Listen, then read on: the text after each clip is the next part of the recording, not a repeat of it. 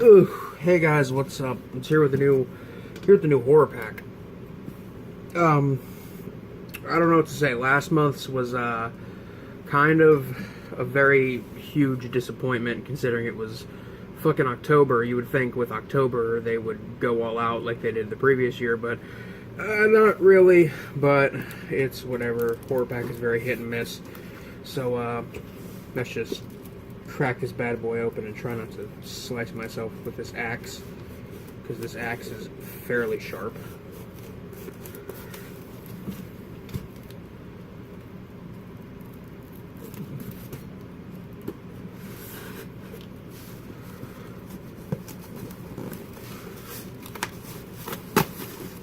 Oh yeah, there we go. Okay, put this somewhere where I can't cut my fucking hand off with it.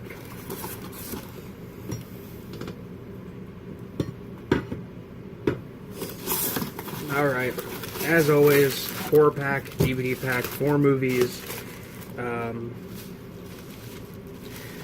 Let's just jump right in. Damn. I mean, okay, first one. I actually really like this movie, and I would highly recommend it. It's not the most well-made or well-acted movie ever, but I think it's a really, really interesting psychological horror slasher film. It's also very, very fucked up. And when it would go on to have a spin-off film, based on the film within this film, Headless, which I got the fucking DVD signed by like the director and the killer, but I'm talking about Found, which is based on a book, and it's essentially about this kid who's obsessed with horror movies, and he finds out his brother is a serial killer. And I remember going into this movie, I was like, "Oh, this is gonna fucking suck, isn't it?" Because I knew, as soon as I read the description, it being about a kid obsessed with horror movies, I expected them to be like, "Oh, I love Jason and Freddy," but no, this kid has posters for like Popcorn and Street Trash and fucking Without Warning in his bedroom, and there's dialogue on there's direct references and dialogue to movies like Nightbreed, which I'm not saying Nightbreed is the most obscure movie ever, but when it comes to like famous horror movies, you know, if you want to reference the ones that everybody knows, you reference Friday the 13th, Nightmare on Elm Street, Halloween, maybe Hellraiser, but not Nightbreed. Nightbreed is just one that is very under the radar, I would argue. But Found is goddamn, is this movie fucked, and I really like it. It's I'm kind of mad that I already own this, because I do already have a copy of this. But I'm not gonna complain. It's a good movie, even though I already own it. Next one. This one has a kind of holographic cover, and it looks interesting. From the director of The Boogeyman. Oh, and it's not the and we're not talking about this the Umo Lommel Boogeyman from the 80s that's actually pretty good. We're talking about the 2005 Boogeyman that's pretty bad. Got a little film here called Cell 213. And from the looks of it, we've got Eric Balfour, who I recognize that name, but I cannot remember what he has been in, and Michael Rooker in it. And I don't know if it's like really visible, but it's kind of like a holographic cover. It's reflective. Like I can see my reflection in the fucking text on the back. But Cell 213 with Michael Rooker. I like Michael Rooker. I don't know what Eric Balfour's been in. I'm sure he's been in something I've seen before, but in this prison, your soul will do the time. Okay, let's read the plot and not judge this film too harshly based on the director. After a gruesome twist of circumstance, criminal defense attorney Michael Gray finds himself incarcerated in South River State Penitentiary, framed for the murder of one of his clients. Locked inside cell 213, he falls prey to unnatural forces that are vying for his soul, while the question of his guilt and innocence hangs in the balance. This sounds semi-interesting. I don't know, maybe. This might be worth a watch. I say a big maybe on that because I don't know, that cover looks bad and I don't like the director. Okay, next, come on, give me something good. And,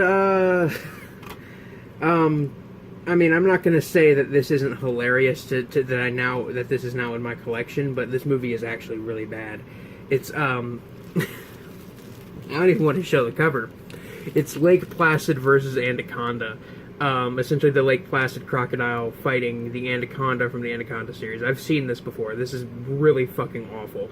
The only good thing about this movie is Robert Englund's character, and he's barely even in it. It's pretty bad. I mean, all of the Lake Placid movies are bad, but, like, at least the first two are entertaining.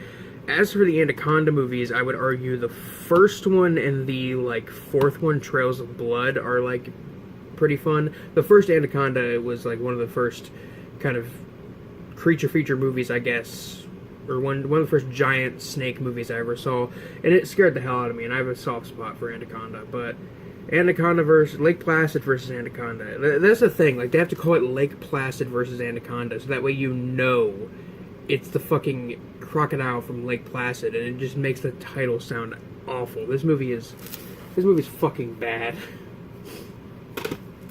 Alright, last movie. Let's hope for a good one. And we got a Ben Wagner film called Dead Within. It seems to have some stuff on the outer plastic. This looks... Okay, well, let's read the quote on the front from Ain't It Cool News. This is one tense, tight zombie tale with brains to spare and guts to go places few zombie films would dare to go. Okay, so I guess it's a zombie film. 6 months after a deadly outbreak that has all but ended the human race, a man and a woman have survived by isolating themselves in a remote cabin and never opening the door. Now, starved for resources, they must confront the horrors that threaten them. But what's inside may be more deadly than what's outside.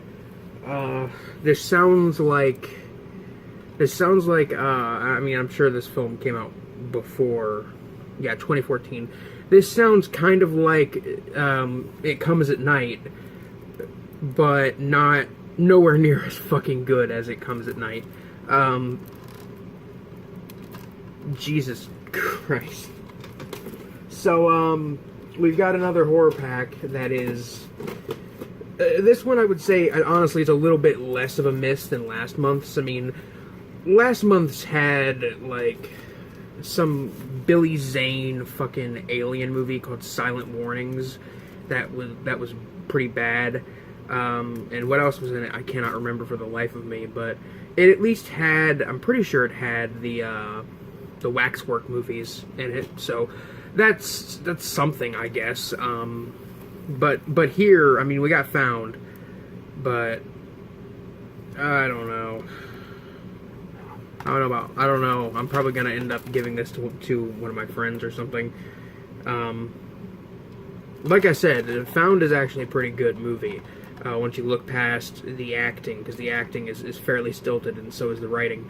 But it's got some good gore effects, it's pretty disturbing, and I think the plot is fairly interesting. But yeah. Another horror pack, another month of movies I've never heard of, and stuff I already have. I'm not trying to rag on the horror pack, they're still great company, they're trying to get stuff out there that is definitely lesser known, and I will say Found is definitely a very lesser known, underappreciated horror flick, I would say. It has a decent sized cult following because it's connected, because of its connection to, because it was spun off into Headless, which is the film within Found, and then they made it into its own movie. And this is actually one of my favorite, like, slash films of the last few years. Headless this movie's absolutely fucked up and gross in every way, but it's... goddamn, is this movie like crazy. You know, this one isn't as much. It's fairly straightforward, but I guess it's okay. I mean, I really like Found, but not everybody will. But I think it's a pretty underappreciated movie, so I'll give Horror Pack that they're always trying to get kind of lesser known stuff out here. I mean, Lake Placid vs. Anaconda is definitely lesser known, but it's not good. And these Dead Within and Cell 213 are movies I've never even heard of, so they've got me there. But that's really it for this month's Horror Pack unboxing. I'll be back in like probably less than a week with a huge fucking DVD, Blu-ray, horror memorabilia collection update because I have spent around $300 on Black Friday sales, and I have a lot of stuff that's coming that I want to show off. So stay tuned for that. Until then, ladies and gentlemen, this is Biscuit Boo Horror Reviews signing off. Peace.